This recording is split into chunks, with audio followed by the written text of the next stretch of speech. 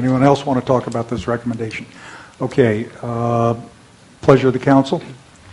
Mr. Chair, just a Don. quick question, because are we approving then, not just the language, but then We're approving relative to the cost-sharing issue only. Just adding that back in? That is correct. Item number 11, and whatever we decide on item number 11 will shape the...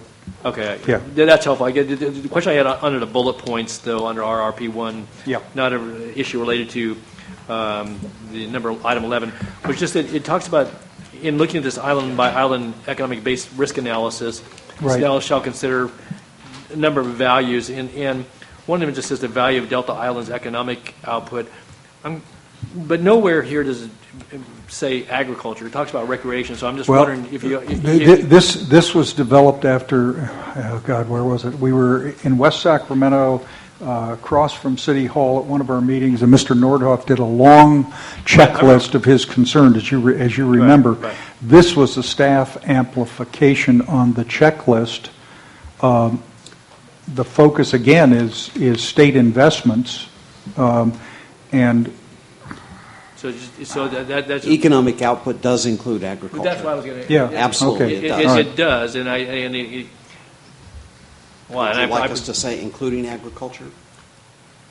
Yeah, I was going to suggest that, Joe. That doesn't demean your ability to make that analysis, because if the economic...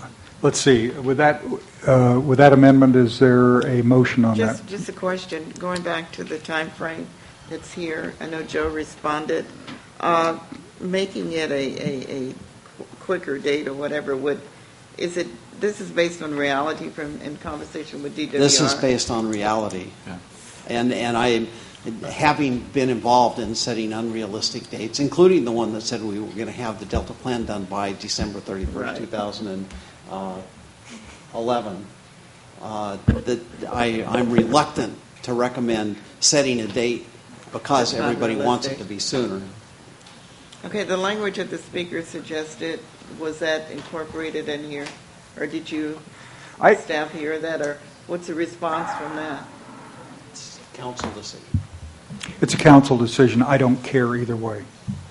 Okay, well, I'd suggest the language be added if it doesn't change the intent. Okay, then let's, I'd accept, was that a motion with that understanding? Yes. Okay, Ms. Gray will move that item number 12 be approved with the staff given direction to modify the phrase possible cost-sharing consideration to more closely reflect Mr. Gardner's characterization or wording of that issue. Okay, is there a second?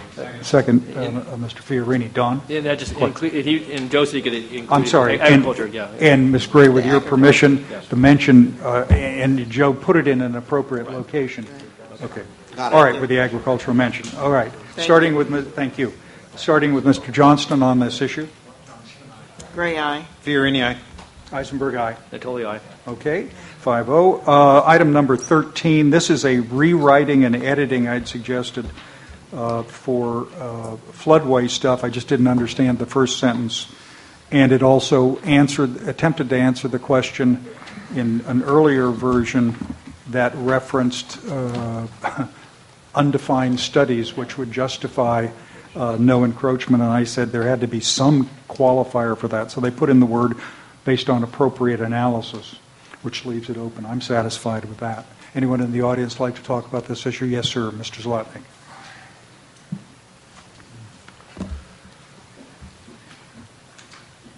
Hi, Greg Zlotnick, State and Federal Contractors. This on item 13. It also actually applies to item 14, and I brought it up last meeting and just wanted to be clear on the intent and maybe frankly ask for an addition. The issue has to do with if you just read the language on its own, you can't have any impact. The issue is if you mitigate that impact, the project should still be allowed to go forward, I would assume, be consistent with this if you mitigate. And it's just not, and normally in these types of language it says, or mitigate the impact or something. And so either someplace indicate that mitigation of the impact of the encroachment is allowed. This is the exact language that is used by the Reclamation Board as they actually make these legal determinations. And so our choice was to go with a standard that everybody understood, which does allow for mitigation, and which all of the engineers that deal with this issue are comfortable with. Okay, well, maybe So- some narrative could be added just to say that, or whatever, a footnote. So that we clarify that in the narrative. Okay. Okay, a motion would be in order to approve number 13 and a notation that staff, if deemed appropriate, to clarify the language. I think it actually would appear in 14, not 13, that was mentioned by Mr. Zlotnick. So a motion on number 13. Ms. Gray, second. Mr. Johnson, call the roll, starting with Mr. Johnston. Gray, aye.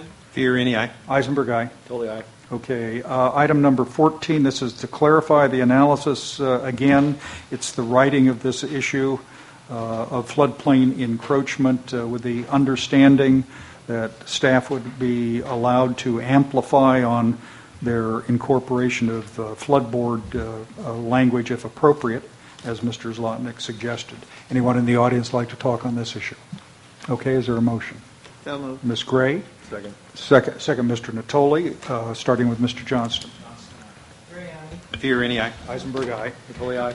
Okay, you got 5-0. Last item, members, you recall we continued this from yesterday. This is a recommendation, recommendation 9 under risk reduction, that the legislature should consider statutory changes, in this case statutory and or constitutional, address the state potential flood liability, including seeking some status of protection and immunity similar to what federal agencies have under federal law.